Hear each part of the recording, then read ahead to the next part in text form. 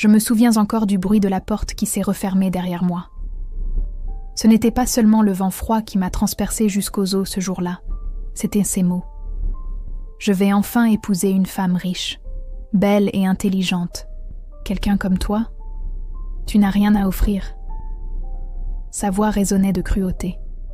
Après 5 ans de mariage, après tout ce que j'avais sacrifié, je me retrouvais sur le seuil de notre appartement, une valise à la main, réduite à néant à ses yeux. Je n'ai pas pleuré tout de suite. J'ai marché. Des kilomètres, peut-être. Je ne sentais plus mes pieds. Je ne sentais rien, sauf l'humiliation et l'incrédulité. Comment l'homme qui m'avait autrefois tenu la main pendant les orages pouvait-il maintenant me cracher son venin comme si j'étais une étrangère? Mais au plus profond de moi, une voix, calme mais ferme, n'arrêtait pas de murmurer « Tu te relèveras ». Les premiers jours, j'ai dormi chez mon amie Lucie. Je n'osais pas l'annoncer à mes parents à Marseille. Maman avait déjà assez à faire avec la maladie de papa. Et moi, leur fille unique, j'avais toujours été la forte, celle qui ne cause jamais de problème. Comment leur expliquer maintenant que ma vie s'était effondrée à Paris, loin d'eux? Je ne pouvais ni manger, ni dormir. Mais j'ai commencé à tout écrire. Chaque insulte, chaque trahison. Car je savais qu'un jour, j'aurais besoin de me souvenir de ce que j'avais surmonté. La vie avec Alexandre n'avait jamais été un conte de fées, mais je ne m'attendais pas non plus à ce qu'elle se termine ainsi. Nous nous étions rencontrés à la Sorbonne, moi en lettres, lui rêvant de devenir un grand homme d'affaires. Je suis tombée amoureuse de ses ambitions, de sa façon de parler de l'avenir, comme s'il le tenait déjà entre ses mains. C'est moi qui cuisinais pendant qu'il étudiait tard, moi qui ai reporté mon master pour qu'il puisse faire le sien, moi qui ai cumulé 3 emplois pour payer notre petit appartement dans le Marais pendant qu'il cherchait des investisseurs. Quand je réussirai, ce sera notre triomphe, disait-il en m'embrassant sur le front. Je l'ai cru. Pendant 5 ans, je l'ai cru. Le changement a été progressif. D'abord, il y a eu les dîners auxquels il ne m'invitait plus. C'est ennuyeux, ma chérie. Que des affaires. Puis les appels auxquels il répondait dans une autre pièce. Finalement, les nuits où il ne rentrait pas. Je finalise un contrat important. Je faisais semblant de dormir quand il arrivait, sentant un parfum de luxe qui n'était pas le mien. L'après-midi où il m'a mise à la porte, j'étais rentrée plus tôt du travail. J'ai trouvé une cravate que je ne reconnaissais pas et pour la première fois, j'ai osé regarder son téléphone. Les photos étaient là. Lui et une femme blonde dans des restaurants de luxe, sur des yachts, à des soirées où je n'avais jamais été. Dans les messages, ils se moquèrent de moi. « La pauvre petite croit que tu l'aimes encore », écrivait-elle. « C'est pratique de la voir à la maison. Elle cuisine bien », répondait-il. Quand je l'ai confronté, il n'a rien nié. Il a ri. « Tu croyais vraiment que j'allais me contenter de toi pour toujours ? Camille est la fille de François Moreau. Tu sais qui c'est ? Le patron du groupe Moreau. Et toi, tu es quoi ? Une institutrice dans une école publique. S'il te plaît, Sophie. » J'ai fait mes valises en silence pendant qu'il passait des appels comme si je n'étais plus là. Alors que je me dirigeais vers la porte, il m'a arrêté un instant. « Ah, et il me faut les clés. Cet appartement est à moi maintenant. Il est à mon nom, tu te souviens ? Toi, tu ne faisais que payer le loyer. » Ses yeux brillaient de malice. « Je vais enfin épouser quelqu'un de mon niveau. Toi, tu n'as rien. » C'est alors qu'il a claqué la porte. Le son a résonné comme un coup de feu. Ce soir-là, assise sur le petit canapé de Lucie, j'ai vérifié mon compte en banque. 347 €. 5 ans de mariage et tout ce que j'avais, c'était 347 €. Quelques vêtements et un diplôme universitaire que j'avais mis de côté pour soutenir les rêves d'un autre. « Tu peux rester ici aussi longtemps que tu en as besoin », m'a dit Lucie en me servant une tisane à la camomille. Son petit appartement à Belleville était un chaos accueillant, rempli de livres et de plantes. Mais, Sophie, tu dois me promettre une chose. Tu ne retourneras pas avec lui, quoi qu'il arrive. Je lui ai promis, même si à ce moment-là, je n'étais pas sûre d'en avoir la force. Je ne savais pas que les mois suivants m'en apprendraient plus sur moi-même que les 5 dernières années. Cette nuit-là, alors que Paris s'enfonçait dans l'obscurité, j'ai sorti mon vieux carnet et j'ai commencé à écrire. Je n'ai pas écrit sur lui. J'ai écrit sur moi, sur la fille de Marseille qui était venue à Paris avec ses propres rêves, avant de les enterrer sous ceux de quelqu'un d'autre, sur la femme que j'avais été et celle que je voulais redevenir. « Chère Sophie », ai-je écrit, « aujourd'hui est le premier jour du reste de ta vie. Demain, tu te lèveras. Et le jour d'après, tu te lèveras plus forte. Et un jour, tu seras si forte que tu regarderas en arrière et tu ne reconnaîtras pas la femme qui s'est laissée jeter comme si elle ne valait rien. À un moment de la nuit, les larmes sont enfin venues. J'ai pleuré à en perdre le souffle, jusqu'à ce que tout mon corps me fasse mal. Mais quand l'aube a commencé à filtrer par la fenêtre, quelque chose en moi s'était durci. Ce n'était pas de la résignation, c'était de la détermination. Le jour où il m'a jetée fut le jour où j'ai commencé à me reconstruire, morceau par morceau. Et cette fois, je me construirai pour moi-même. Le premier mois fut un tourbillon de candidatures et de petits boulots. Je nettoyais des appartements la journée et donnais des cours particuliers de littérature le soir. Il y avait des moments où je voulais abandonner, mais je me forçais à me lever chaque matin et à essayer encore. Ce qui me manquait en argent, je le compensais par la détermination. La routine me maintenait à flot. Je me réveillais à 6 heures, préparais un café dans la petite cuisine de Lucie et consultais les offres d'emploi pendant que la ville s'éveillait. À 8 heures, j'étais déjà dans le métro, serrée entre les employés de bureau et les étudiants, avec mes produits de nettoyage dans un sac discret. Je ne voulais pas que quelqu'un me reconnaisse. Certains de mes anciens collègues prenaient cette ligne et la honte pesait encore trop lourd. Ma première cliente régulière fut Madame Mercier, une vieille dame qui vivait dans un magnifique appartement du 16e arrondissement. Son intérieur était un musée de souvenirs. Des photos en noir et blanc de la France d'avant-guerre, des figurines en porcelaine rapportées de ses voyages et des livres, beaucoup de livres. Parfois, pendant que je nettoyais, je la surprenais en train de m'observer. « Vous n'êtes pas femme de ménage de profession, n'est-ce pas ?» m'a-t-elle demandé un jour, alors que je dépoussiérais ses étagères. « Vous avez des mains de quelqu'un qui écrit. » Je n'ai pas su quoi répondre. Elle a souri, ses rides formant la carte d'une longue vie bien remplie. « N'ayez pas honte, ma petite. J'ai moi aussi fait ce que j'avais à faire pour survivre. La guerre ne laisse pas beaucoup de choix. » Peu à peu, au fil des nettoyages, Madame Mercier est devenue ma confidente. Je lui ai parlé d'Alexandre, de la façon dont il m'avait laissé sans rien. Elle écoutait en silence, hochant la tête de temps en temps. « Les hommes comme lui sont comme des orages d'été, dit-elle un après-midi alors que nous partagions un thé. Ils font beaucoup de bruit, beaucoup de dégâts, et puis ils s'en vont. Mais après leur passage, tout refleurit.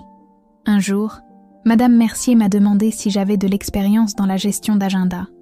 Il se trouvait que sa petite fille, Valérie, avait besoin d'une assistante pour son entreprise de coaching de vie.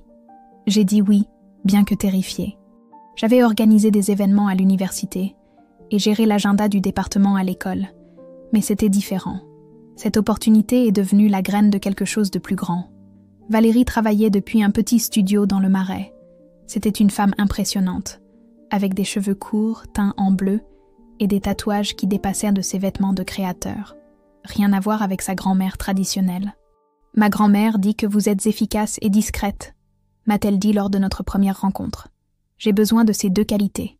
Mes clients sont des personnes importantes qui tiennent à leur vie privée. » Bientôt, je gérais son agenda, rédigeais ses newsletters et gagnais une confiance que je ne savais pas posséder encore. Valérie me payait mieux que le ménage et ses horaires me permettaient de continuer à donner des cours le soir. Pour la première fois depuis qu'Alexandre m'avait chassée, je pouvais respirer un peu. Les nuits, en rentrant chez Lucie, j'étudiais le marketing digital et le web design. J'ai arrêté de consulter les réseaux sociaux d'Alexandre. J'ai arrêté de répéter ces mots dans ma tête. À la place, je me suis concentrée sur mon avenir. Je ne pleurais plus en passant devant notre ancien appartement. Je marchais plus droit, la tête haute. Chaque pas en avant devenait une petite victoire sur la version de moi qu'il avait tenté de détruire. Au bout de 3 mois, j'avais économisé assez pour louer mon propre studio, un espace minuscule mais à moi dans le 19e arrondissement. Ce n'était ni le Marais ni le 16e, mais ça avait du charme. Des balcons avec des géraniums, des bistrots de quartier où les serveurs vous connaissèrent par votre nom, et un mélange de voisins parisiens et immigrés qui créait une atmosphère chaleureuse. La propriétaire, Madame Picard, était une Marseillaise comme moi qui m'a fait un rabais sur la caution quand elle a su d'où je venais. « Entre Marseillaises, on se serre les coudes », dit-elle en signant le bail. Mon mari m'a aussi laissé tomber il y a des années.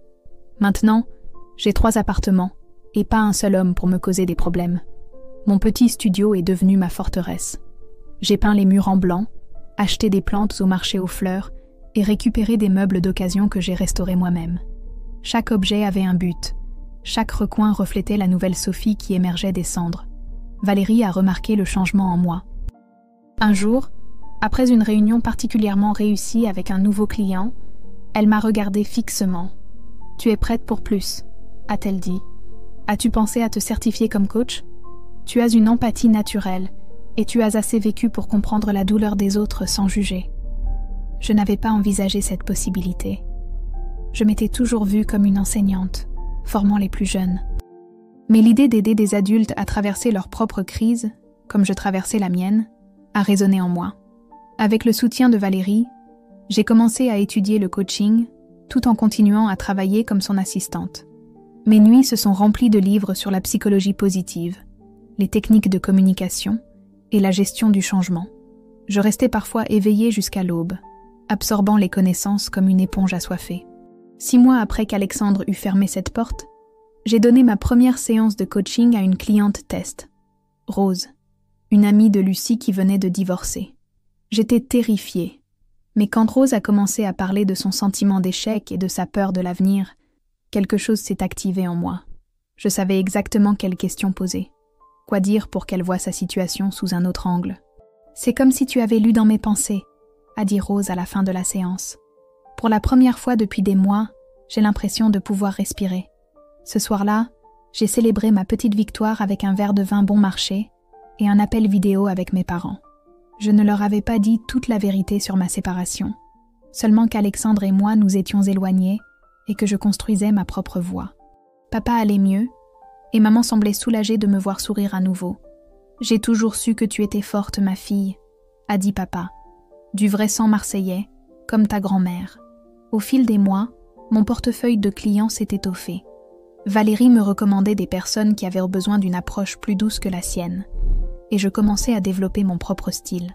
Mes expériences sont devenues mon plus grand outil. Je comprenais la douleur de la trahison, la lutte pour se reconstruire, la peur de faire à nouveau confiance. 1 an après avoir été jetée, comme je le disais en plaisantant avec Lucie, j'avais transformé mon studio pour y inclure un petit espace de consultation. J'avais peint un mur en vert olive, acheté un canapé confortable et des lampes à lumière chaude. C'était un espace qui invitait à la confiance, au soulagement, à la reconstruction.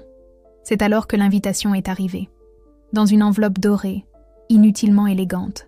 Le nom d'Alexandre à côté de celui de Camille Moreau, la fille du PDG du groupe Moreau, une femme que je n'avais vue qu'une fois, à un gala auquel il ne m'avait jamais invitée. L'invitation n'était pas un geste de gentillesse, c'était un hameçon. Je pouvais le sentir. J'étais dans mon petit studio, révisant les notes de mes dernières séances de coaching, quand la sonnette a retenti. Un coursier en uniforme impeccable m'a remis l'enveloppe, comme s'il portait un trésor. Remise en main propre pour mademoiselle Sophie Dubois, dit-il avec formalité. J'ai signé le reçu automatiquement, sans réaliser ce qui se passait. En ouvrant l'enveloppe, le papier épais et la calligraphie dorée criaient l'ostentation. Alexandre Vega et Camille Moreau ont le plaisir de vous inviter à célébrer leur union. La date, exactement 1 an et 1 mois après qu'il m'ait mise à la porte. Le lieu, l'hôtel Plaza Athénée à Paris. Ce ne pouvait pas être une coïncidence. Je me suis assise sur mon petit canapé, l'invitation tremblant dans mes mains. Pourquoi m'inviterait-il ? Que cherchait-il à prouver ? Pendant des mois, j'avais réussi à éviter toute nouvelle de lui, en bloquant ses réseaux sociaux et en demandant à nos amis communs de ne pas le mentionner. Maintenant, soudainement, sa vie luxueuse envahissait mon espace de sécurité. J'ai appelé Lucie immédiatement. Son indignation a éclaté au téléphone. « C'est un connard de provocateur. Tu n'iras pas, n'est-ce pas ? Dis-moi que tu n'iras pas, Sophie. » J'ai hésité à la jeter à la poubelle. Mais quelque chose m'a retenue. Je n'étais plus la même femme qui l'avait humiliée. J'avais construit quelque chose, même si c'était encore petit. J'avais de nouveau de la valeur. Non, je l'avais toujours eue. Mais maintenant, je pouvais la voir. Je décidai d'y aller. Pas pour lui, mais pour moi. « J'irai », dis-je à Lucie. Le silence à l'autre bout du fil était éloquent. « Sophie, s'il te plaît. Il te tend un piège. Il veut t'humilier à nouveau. »« Peut-être », ai-je répondu, ressentant un calme inattendu. Mais cette fois, je suis prête. Pendant les semaines qui ont suivi, l'invitation est restée sur ma table. comme un rappel quotidien de ce que j'avais surmonté. Mes clients remarquaient quelque chose de différent en moi, une nouvelle détermination dans mes paroles. « Il y a quelque chose dans ton regard », m'a dit Thérèse, une cadre qui luttait contre le syndrome de l'imposteur. « Comme si tu avais pris une décision importante. » Je lui ai souri. Parfois, affronter ce que l'on craint le plus est ce qui nous libère enfin. Il ne s'agissait pas seulement d'assister à un mariage. Il s'agissait de clore un chapitre, de regarder dans les yeux l'homme qui avait tenté de me réduire à néant et de lui prouver, non, de me prouver à moi-même qu'il avait échoué. J'ai choisi une robe en velours noir, sobre mais élégante, trouvée dans une friperie de luxe. Je me suis coiffée en chignon et j'ai mis du rouge à lèvres, non pas pour impressionner, mais pour déclarer que je n'étais le fantôme de personne. J'avais économisé pendant des semaines pour m'offrir un caprice, des talons de marque, les premiers que j'achetais depuis ma séparation. La nuit avant le mariage, je n'ai pas pu dormir. Des images de scénarios possibles défilaient dans mon esprit comme un film déformé. Et si je m'effondrais en le voyant? Et si sa nouvelle femme était aussi cruelle que lui? Et si tout le monde se moquait de moi? À 4 heures du matin, j'ai allumé la lumière et sorti mon journal. J'ai tourné les pages remplies de mon écriture, de cette première nuit chez Lucie à mes réflexions les plus récentes. Chaque entrée montrait une étape de mon chemin vers la guérison. Sur la dernière page, j'ai écrit « Demain, je ne vais pas chercher une validation extérieure. Je vais me rappeler que ma valeur ne dépend pas de l'opinion d'Alexandre, ni de personne d'autre. J'y vais parce que je choisis d'affronter mon passé avec dignité. Quoi qu'il arrive, j'ai déjà gagné. » Le matin du mariage s'est levé, clair et froid, un de ces jours d'automne parisiens où le ciel est d'un bleu impossible. J'ai pris mon temps pour me préparer, savourant chaque étape du rituel. Je me suis appliqué une crème parfumée au jasmin, je me suis maquillée avec soin et je me suis habillée lentement, comme si j'enfilais une armure.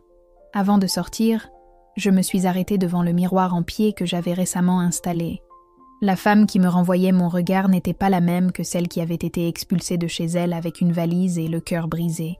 Cette femme avait les épaules droites, le regard clair et une sérénité qui venait de s'être reconstruite depuis les fondations. « Tu es prête », me suis-je dit à voix haute, et pour la première fois depuis longtemps, je l'ai cru complètement. L'hôtel Plaza Athénée se dressait, imposant, sur l'avenue Montaigne. Ses portes tournantes en laiton poli et marbre transportaient à une autre époque, dans un monde de luxe dont j'avais été tenue à l'écart même pendant mon mariage. J'ai tendu mon invitation au portier avec un sourire tranquille, et je suis entrée dans le hall, où des dizaines d'invités en costumes et robes de créateurs discutaient vivement. J'ai reconnu quelques visages, d'anciens amis d'Alexandre, des partenaires commerciaux avec qui nous avions dîné autrefois, quand j'étais encore l'épouse. Certains m'ont regardé avec surprise, d'autres ont évité mon regard. Personne ne s'est approché pour me saluer. La cérémonie devait avoir lieu dans le salon principal. Je me suis assise dans une rangée discrète, ni trop près, ni trop loin. Je ne voulais pas paraître anxieuse, mais je ne voulais pas non plus me cacher. Une femme âgée s'est assise à côté de moi, élégante dans un tailleur bleu marine et un chapeau à large bord. « Famille du marié ou de la mariée ?» a-t-elle demandé avec amabilité. « Une vieille histoire du marié ?» ai-je répondu avec un léger sourire. Elle m'a étudiée avec des yeux malicieux. « Ah, une de ses invitations. Mon petit-neveu a aussi invité son ex. Ces jeunes et leur jeu de pouvoir. » Elle a secoué la tête. « Je suis Isabelle d'ailleurs, grand-tante de la mariée. »« Sophie ?» ai-je répondu, surprise par sa franchise. « Eh bien, Sophie, si vous êtes venue jusqu'ici, je suppose que vous avez vos raisons. Et à en juger par votre expression, ce ne sont pas celles qui l'attendent. » Avant que je puisse répondre, la musique a commencé. Les invités se sont levés, tandis que Camille faisait son entrée au bras de son père, François Moreau, le puissant PDG. Sa robe était une œuvre d'art, soie et dentelle, qui coûtait sûrement plus que tous mes meubles réunis. Mais c'est son visage qui m'a frappée. Elle avait l'air radieuse, sincèrement heureuse. Un instant, je me suis demandé si je m'étais trompée. Et si Alexandre avait vraiment changé? Et s'il aimait vraiment cette fois?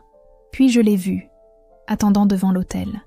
Son costume impeccable, son sourire répété, sa posture calculée pour projeter le succès et la confiance. Quand il a regardé Camille, j'ai vu la même lueur dans ses yeux que celle que j'avais vue autrefois lorsqu'il concluait une affaire particulièrement lucrative. Ce n'était pas de l'amour, c'était de l'acquisition. La cérémonie fut brève et élégante.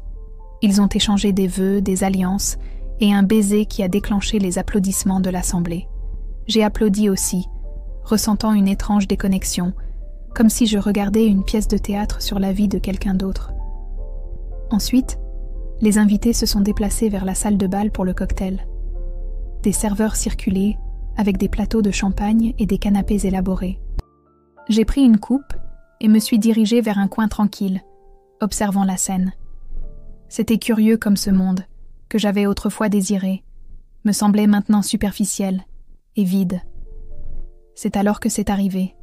Nos regards se sont croisés à travers la salle. Au moment où il m'a vue, ses yeux se sont illuminés, non pas de gentillesse, mais de malice. Il a fait un geste vers moi avec un sourire moqueur et a murmuré quelque chose à sa fiancée, qui s'est retournée pour me regarder et rire. « Regardez qui a décidé de se montrer », a-t-il crié assez fort pour que la salle l'entende. Toujours une perdante à ce que je vois. Quelques invités ont ri, mal à l'aise. Je suis restée immobile, refusant de me recroqueviller. Alexandre s'est approché, sa confiance suintant comme de l'huile. Son parfum coûteux a envahi mon espace avant même sa personne. « Tu dois être ici pour te souvenir de ce que tu as perdu », a-t-il murmuré. Son haleine sentait le champagne cher et l'arrogance. Je sentais les regards des invités se poser sur moi, certains curieux, d'autres compatissants, la plupart simplement amusés par le drame inattendu. Camille, sa toute nouvelle épouse, se tenait à distance, entourée d'amis qui m'observaient comme une attraction de cirque. « Tu te trompes, Alexandre », ai-je dit, me surprenant moi-même par la fermeté de ma voix. « Je suis ici pour célébrer ma liberté. » Son sourire a vacillé un instant, mais il s'est vite repris. « La liberté, c'est comme ça que tu appelles la solitude maintenant ? Regarde-toi, Sophie. Cette robe de seconde main, cette tentative pathétique d'avoir l'air élégante. Tu crois tromper quelqu'un ? Chaque mot était conçu pour m'humilier, pour me rappeler ma place dans son histoire, la fille insignifiante qu'il avait laissée derrière lui, dans son ascension vers le succès. Mais avant que je puisse répondre, une voix a tonné depuis la scène où l'orchestre se préparait à jouer. « Ça suffit !» François Moreau, le père de la mariée, s'était levé, les yeux brûlants de fureur. « Assieds-toi, mon garçon !» Mon ex s'est figé, confus. La salle est tombée dans le silence. Tous les regards se sont déplacés du jeune entrepreneur ambitieux au puissant magnate dont l'expression était passée de courtoise à furieuse. François Moreau était une légende dans le monde des affaires français. À plus de 60 ans, il restait une figure imposante. Grand, les épaules larges, les cheveux blancs parfaitement coiffés, et ce genre d'autorité naturelle qui ne s'apprend pas dans les écoles de commerce. Jusqu'à ce moment, il était resté cordial mais distant pendant la célébration, comme il sied à un homme de sa stature. « Papa, on ne faisait que... » commença Camille, mais son père l'interrompit d'un geste. « Pas en ma présence, pas au mariage de ma fille, » dit-il d'une voix contrôlée mais puissante. « Montre un peu de classe, bon sang. » Alexandre, toujours calculateur, a immédiatement changé de stratégie. Son visage s'est transformé en un masque de regret. « Bien sûr, monsieur Moreau. Mes excuses. L'émotion du moment, vous savez. » Il s'est approché de Camille et lui a pris le bras dans un geste possessif. Le patriarche m'a alors regardé, et quelque chose dans ses yeux m'a semblé familier. Ce n'était pas de la pitié. Dieu merci. C'était de la reconnaissance. « Mademoiselle, » dit-il en me faisant signe d'approcher. « Pourrions-nous parler un instant en privé ?» Un murmure a parcouru la salle. Alexandre a visiblement pâli. Camille semblait aussi confuse que le reste des invités. Le cœur battant dans ma poitrine. Mais la tête haute, j'ai traversé le salon jusqu'à François Moreau. « Par ici », a-t-il indiqué, montrant une porte latérale qui donnait sur une petite terrasse. Je l'ai suivi, consciente des dizaines de regards qui nous accompagnaient. La terrasse offrait une vue privilégiée sur l'avenue Montaigne, avec les lumières de la ville brillant sous le ciel nocturne d'automne. Moreau a sorti un cigare, mais ne l'a pas allumé. « Sophie Dubois, n'est-ce pas ?» a-t-il demandé, bien que son ton indiquait clairement qu'il connaissait déjà la réponse. « Oui, monsieur », ai-je répondu, essayant de comprendre ce qui se passait. « Je n'ai pas l'habitude de me mêler des affaires personnelles de ma fille », a-t-il commencé en faisant rouler le cigare entre ses doigts, même quand elle s'est entêtée à épouser un arriviste comme Vega. « À mon âge, on apprend que les enfants doivent faire leurs propres erreurs. » Il a fait une pause, me regardant droit dans les yeux. « Mais il y a des limites que je ne permets pas que l'on franchisse en ma présence. La cruauté gratuite en est une. Je vous remercie de votre intervention, monsieur Moreau. Mais ce n'était pas nécessaire, ai-je dit avec toute la dignité que je pouvais rassembler. Je suis venu préparé à affronter Alexandre. » Un léger sourire a traversé son visage. « Je n'en doute pas. J'ai cru comprendre que vous avez construit quelque chose d'assez impressionnant au cours de la dernière année. Je l'ai regardé, surprise. Comment connaissait-il ma vie ? Vous ne semblez pas être le genre d'homme qui enquête sur les ex-femmes de ses gendres, ai-je commenté, risquant d'être direct. Son rire fut sincère. C'est vrai, je ne le suis pas, mais je suis le genre d'homme qui enquête à fond sur ceux qui fournissent des services à mon entreprise. Et votre nom, mademoiselle Dubois, est apparu à plusieurs reprises ces derniers mois. Ma confusion devait être évidente, car il a poursuivi. Le cabinet de conseil Valérie, ça vous dit quelque chose ? Nous les avons engagés pour un programme de bien-être en entreprise il y a 6 mois. Sa fondatrice nous a présenté un projet impressionnant, mais ce sont vos mots, oui, spécifiquement les vôtres, dans la proposition qui m'ont convaincu. Je me suis souvenu de ces semaines frénétiques où j'avais aidé Valérie à préparer la proposition pour un client important. Elle ne m'avait jamais dit qu'il s'agissait du groupe Moreau. Le programme a été un succès, a-t-il continué. Nos taux de burn-out ont baissé de 30%. Les évaluations mentionnent constamment une coach à la voix douce et au regard ferme qui comprend vraiment ce que signifie se reconstruire. Il m'a regardé de manière significative. Textuellement, j'ai senti une boule dans ma gorge.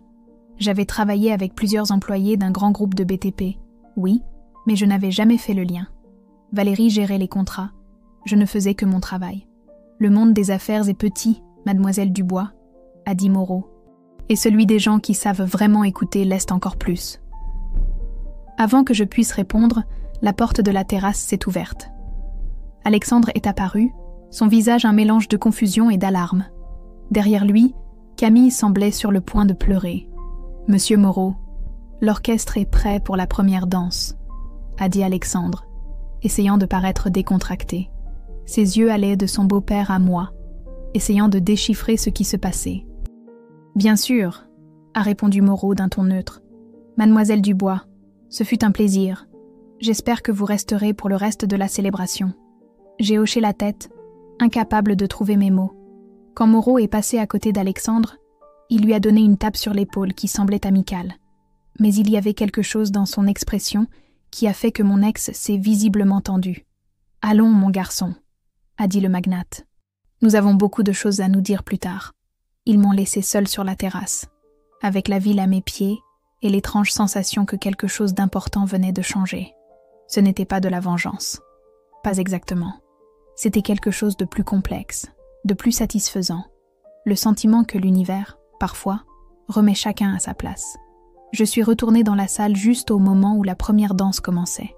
Alexandre et Camille se déplaçaient au rythme d'une valse, souriant pour les caméras, l'image parfaite d'un couple heureux. Mais maintenant, je pouvais voir la tension dans ses épaules, l'insécurité dans les yeux de Camille. Je n'ai ressenti aucune joie face à leur malaise, seulement une étrange compassion. Elle aussi était piégée dans une histoire qu'elle n'avait peut-être pas entièrement choisie. La fête a continué pendant que j'observais depuis un coin discret près du bar. Isabelle, la grand-tante de Camille, s'est approchée avec 2 coupes de champagne. « On dirait que vous avez causé une certaine agitation », a-t-elle dit en m'en offrant une. François ne s'intéresse généralement pas aux invités des invités. Je pense que c'était une coïncidence, ai-je répondu, bien que je n'en sois pas convaincue moi-même. Isabelle a eu un petit rire.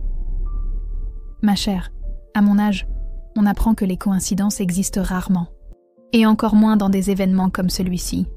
J'ai siroté mon champagne, sentant les bulles danser sur ma langue. Il y avait quelque chose de libérateur à être là, en territoire ennemi, et à découvrir qu'il n'était pas aussi hostile que je l'avais imaginé. La célébration battait son plein quand j'ai remarqué que François Moreau montait à nouveau sur la scène où l'orchestre faisait une pause. Il a pris le micro avec l'aisance de quelqu'un habitué à s'adresser aux foules. La salle entière s'est tue. « Je voudrais porter un toast », a-t-il commencé, sa voix résonnant dans les haut-parleurs. « À ma fille Camille, qui a toujours eu l'œil pour reconnaître le talent. » Il a levé sa coupe vers la mariée, qui a souri, bien que j'ai pu noter une certaine confusion dans son regard. Et à son mari, Alexandre, qui s'est montré adaptable. Une pause subtile mais lourde de sens. Que votre mariage soit rempli d'honnêteté et de respect mutuel. Les invités ont levé leurs verres avec enthousiasme, bien que certains aient échangé des regards intrigués. Il y avait quelque chose dans le ton de François qui ne cadrait pas avec la célébration festive. Et puisque nous sommes réunis avec les principaux acteurs du secteur immobilier parisien, a-t-il poursuivi, j'aimerais partager une nouvelle. Le groupe Moreau lancera le mois prochain son programme de bien-être en entreprise à l'échelle internationale. Des murmures d'intérêt ont parcouru la salle. Il était bien connu que l'entreprise avait longtemps résisté à la tendance des politiques de bien-être au travail. Ce programme, a continué François, conçu par le cabinet Valérie et mis en œuvre par une équipe exceptionnelle de professionnels, a prouvé que le bien-être de nos employés n'est pas un luxe, mais un investissement intelligent. Ses yeux ont balayé la salle jusqu'à me trouver. En fait, nous avons avec nous ce soir l'une des architectes de ce succès. Il a tendu son bras dans ma direction. Sophie Dubois, dont l'approche a transformé la manière dont nos dirigeants abordent le leadership. J'ai senti des dizaines de regards se tourner vers moi. Alexandre, qui buvait du champagne, a failli s'étouffer. Son visage était un poème d'incrédulité et d'horreur croissante. « Cette femme, a dit François en me désignant, est la raison pour laquelle je suis convaincue que cette entreprise a encore une âme. Elle a aidé mon entreprise pendant une crise, de manière discrète, efficace et hors des radars. C'est l'unique raison pour laquelle le projet de ta start-up est arrivé sur mon bureau, a-t-il ajouté, regardant directement Alexandre. Mon ex a pâli. Camille regardait entre nous, confuse et trahie. Autour de moi, les invités retenèrent leur souffle, conscients d'assister à quelque chose d'inhabituel. « De quoi parles-tu, papa ?» a demandé Camille, la voix tremblante. François Moreau a gardé son regard fixé sur Alexandre. « Quand j'ai découvert qui tu étais vraiment et qui tu épousais, je t'ai donné une chance par courtoisie envers ma fille. Mais la façon dont tu viens de traiter ton ex-femme, il a secoué la tête. Non seulement tu manques de respect, mais tu es remplaçable. » Le silence qui a suivi était assourdissant. Camille a regardé son mari, puis son père, et enfin moi, comme si elle essayait d'assembler les pièces d'un puzzle dont elle n'avait pas le modèle. « Vous connaissiez Sophie ?» a demandé Alexandre à son beau-père, sa voix à peine un murmure rauque. « Pas personnellement jusqu'à aujourd'hui, » a répondu François. « Mais j'ai lu chaque rapport de sécession, chaque proposition qu'elle a élaborée. Son nom est apparu sur mon radar il y a 3 mois, lorsque les indices de satisfaction au travail de notre département architecture ont grimpé en flèche. « Qui est cette femme ?» ai-je demandé. « Une coach qui sait écouter ?» m'a-t-on dit. « Quelqu'un qui comprend ce que signifie être rejeté et y trouver de la valeur. » Il a fait une pause, comme pour calibrer ses prochains mots. Quand mon équipe a enquêté sur son parcours pour lui offrir un contrat plus large, nous avons découvert votre lien. Une curieuse coïncidence, n'est-ce pas ? La femme que tu as rejetée comme sans valeur s'avère être exactement ce dont mon entreprise avait besoin. Alexandre semblait rapetisser à chaque mot. Son image de vainqueur soigneusement construite se désagrégeait sous mes yeux. Pour la première fois depuis que je le connaissais, il semblait complètement hors de contrôle. « Monsieur Moreau, a-t-il tenté de dire, il doit y avoir un malentendu. Sophie et moi nous sommes simplement éloignés. C'était mutuel. » Mutuel ? La voix de Valérie s'est élevée de quelque part parmi les invités. Ma mentor, avec ses cheveux bleus brillants, s'est avancée au centre de la scène. « Tu appelles ça mutuel de mettre quelqu'un à la porte avec une valise et 347 € en banque après qu'elle ait payé ton master ?» Je ne savais pas que Valérie était invitée. Mais bien sûr, son cabinet travaillait maintenant avec le groupe Moreau. Tout s'emboîtait. « Assez », a dit Camille, les larmes aux yeux. « C'est mon mariage. Je suis censée être heureuse aujourd'hui. Mon cœur s'est serré pour elle. Elle ne méritait pas ce spectacle. » François a semblé s'en rendre compte aussi car il a adouci son ton. « Tu as raison, ma fille. Ce n'est ni le moment, ni le lieu. » Il a regardé les invités. « S'il vous plaît, continuez à célébrer. » L'orchestre a pour instruction de jouer jusqu'à l'aube. La musique a repris, bien que personne ne semblât d'humeur à danser. François s'est approché de moi, et m'a parlé à voix basse. « Je suis désolée d'avoir utilisé votre histoire ainsi, mademoiselle Dubois, mais il y a des leçons qui ne s'apprennent que de la manière forte. »« Pourquoi maintenant ?» ai-je demandé. « Pourquoi pas avant le mariage ?» Ses yeux se sont assombris. Un père sait quand intervenir et quand laisser ses enfants apprendre par eux-mêmes. Aujourd'hui, il ne s'agissait pas d'empêcher un mariage. Il s'agissait de planter une graine. J'ai vu Camille s'éloigner vers une salle attenante, suivie par un Alexandre visiblement bouleversé. Plusieurs de ses amis ont tenté de la suivre, mais Moreau les a arrêtés d'un geste. « Ils ont besoin de parler seuls », a-t-il dit. « Il est temps que ma fille apprenne à vraiment connaître son mari. » Valérie s'est approchée et a passé son bras autour de moi. « Ça va ?» a-t-elle murmuré. J'ai hoché la tête, surprise de découvrir que c'était vrai. Je ne ressentais ni triomphe, ni vengeance, seulement une étrange paix. L'homme qui avait tenté de me détruire faisait face à ses propres démons, mais cela ne définissait plus mon histoire. « On devrait y aller », a dit Valérie. « Assez de drame pour ce soir. » J'étais d'accord. J'avais déjà vu ce que j'avais besoin de voir.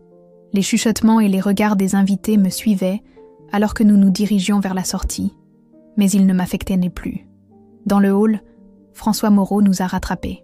« Mademoiselle Dubois », a-t-il dit en tendant une carte de visite. « Mon bureau vous contactera lundi. J'ai une proposition qui pourrait vous intéresser. J'ai pris la carte par politesse, bien que je ne sois pas sûre de vouloir plus de liens avec le monde d'Alexandre. Ce n'est pas obligatoire, a-t-il ajouté, comme s'il lisait dans mes pensées. Mais je crois que vous avez un don qui ne devrait pas être gaspillé. Valérie m'a serré la main en signe de soutien. Pense-y, Sophie. Tu pourrais aider beaucoup de gens. J'ai hoché la tête, gardant la carte dans mon sac. Je vais y réfléchir. En sortant dans l'air frais de Paris, j'ai senti qu'un chapitre de ma vie se fermait définitivement. L'humiliation qu'Alexandre avait tenté de me jeter lui était revenue comme un miroir. J'ai quitté le mariage tôt, mais pas avec honte. Je n'avais pas besoin de rester pour assister à la chute d'Alexandre. J'en avais assez vu. Dehors, le vent était frais et calme. J'ai souri pour la première fois depuis des mois, sans aucune lourdeur derrière ce sourire. « Un taxi ?» a demandé Valérie alors que nous traversions la place. J'ai secoué la tête. Je préfère marcher un peu. Paris la nuit avait toujours été ma version préférée de la ville. Les rues du centre illuminées, les bâtiments historiques projetant des ombres dramatiques, les terrasses encore pleines de vie même en automne. Valérie a passé son bras sous le mien alors que nous avancions sur les grands boulevards. « Tu sais, quand je t'ai rencontré, je n'imaginais pas que nous finirions comme ça, » a-t-elle dit, rompant le silence. « En s'échappant d'un mariage mondain après un scandale ?» ai-je plaisanté. Son rire a résonné dans la nuit. « En étant imparable. Parce que c'est ce que tu es, Sophie. Imparable. » Je ne me sentais pas imparable. Je me sentais fatiguée, émue, légèrement dépassée. Mais aussi, pour la première fois depuis longtemps, je sentais que l'avenir était vraiment ouvert devant moi, sans l'ombre d'Alexandre pour l'obscurcir. « Que vas-tu faire de la proposition de Moreau ?» a demandé Valérie alors que nous nous arrêtions. « Je ne sais pas », ai-je répondu honnêtement. Une partie de moi veut s'éloigner de tout ce qui a un rapport avec Alexandre. Mais il ne définit plus ton histoire, a-t-elle dit, répétant inconsciemment les pensées qui tournèrent dans ma tête. Si tu acceptes, ce sera parce que c'est bon pour toi, pas à cause de lui. Nous avons décidé de prendre un verre sur une terrasse voisine. Nous avons commandé 2 gin tonic et nous nous sommes assises pour observer le défilé nocturne de Parisiens et de touristes. Quand j'ai ouvert l'invitation de mariage, j'ai cru que c'était sa dernière moquerie, ai-je avoué. Mais il s'avère que l'univers avait d'autres plans. L'univers, ou François Moreau, a souri Valérie. Cet homme prépare ça depuis qu'il a su qui tu étais. Tu crois vraiment que c'est un hasard si tu as été invité ? L'idée ne m'avait pas effleurée. Tu penses qu'Alexandre n'a pas envoyé l'invitation ? Oh, l'idée venait sûrement de lui. Il voulait se vanter, t'humilier. Mais je parierais mon cabinet que Moreau s'est assuré que tu la reçoives. Il a probablement même suggéré subtilement à son futur gendre que ce serait intéressant d'inviter son ex. Pourquoi ferait-il ça ? Valérie m'a regardé comme si c'était évident. Pour voir de quel bois était vraiment fait l'homme qui allait épouser sa fille. Et, au passage, pour te donner l'occasion de clore ce chapitre, je ne savais pas si je devais le croire. Cet homme avait-il tant de pouvoir ? Tant de prévoyance ?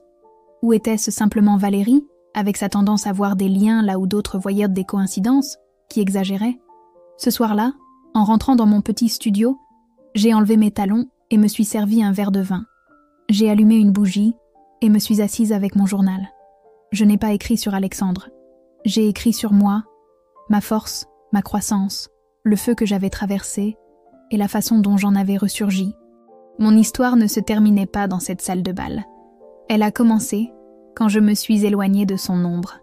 Et maintenant, je vivais non pas pour lui prouver qu'il avait tort, mais pour me rappeler chaque jour que j'avais toujours été suffisante. Riche ou pauvre, belle ou non, je n'ai jamais été rien. Je devenais tout. Le lundi, comme promis, le bureau de François Moreau m'a contacté. Ce n'était pas un assistant ou un directeur des ressources humaines, c'est son directeur des opérations qui m'a appelé personnellement. Mademoiselle Dubois, Monsieur Moreau souhaiterait vous offrir la direction du nouveau département de bien-être et développement humain du groupe Moreau. Un poste créé spécialement pour vous. L'offre comprenait un salaire qui triplait mes revenus actuels, des bureaux dans le quartier de la Défense, et une équipe de 5 personnes sous ma responsabilité. C'était plus que tout ce que j'avais jamais rêvé. Et pourtant, j'ai hésité. Puis-je y réfléchir ? Ai-je demandé. Bien sûr, a répondu le directeur. Mais Monsieur Moreau m'a demandé de vous transmettre un message. Cette offre n'est pas due à ce qui s'est passé au mariage. Elle est due à ce que vous avez construit depuis que vous avez fermé cette porte. Cet après-midi-là, j'ai retrouvé Valérie dans notre café habituel du Marais.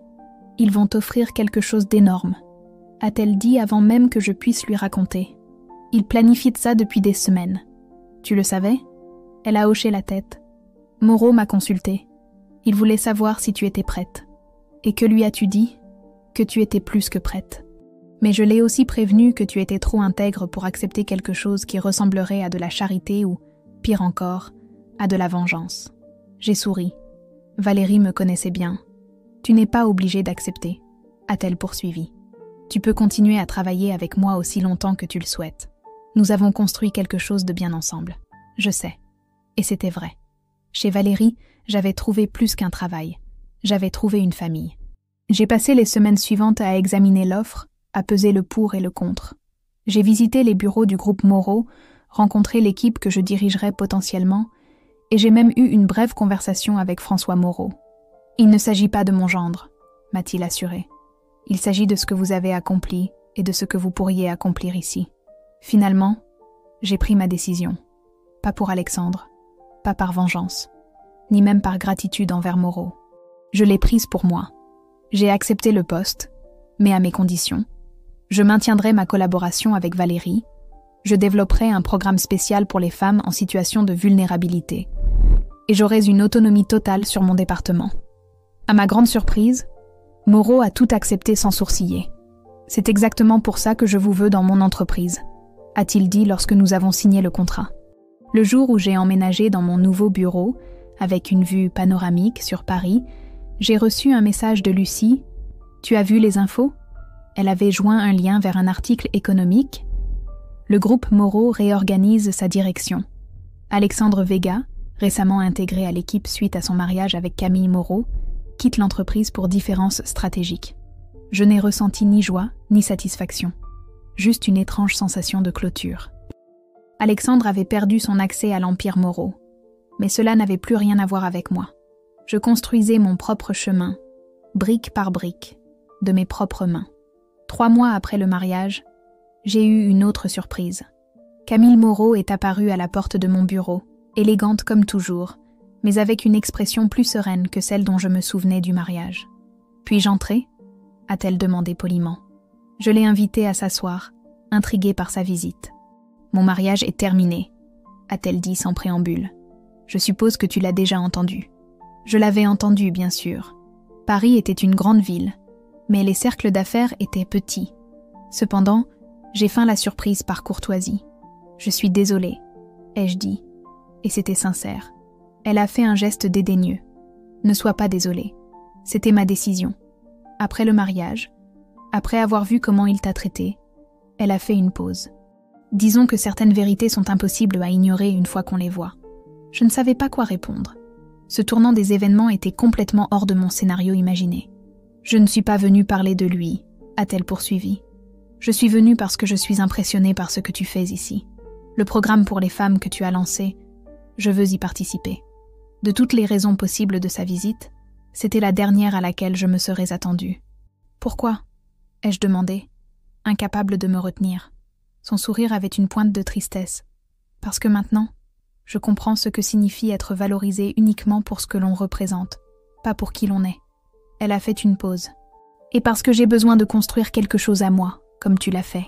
Cet après-midi-là, en rentrant dans mon appartement, maintenant plus spacieux mais tout aussi personnel que mon ancien studio, j'ai réfléchi aux étranges tournants du destin. Non seulement j'avais survécu au fait d'être rejetée, mais j'avais prospéré. Mon histoire n'était pas parfaite. Elle avait des cicatrices, des trébuchements, des moments de doute. Mais elle était à moi.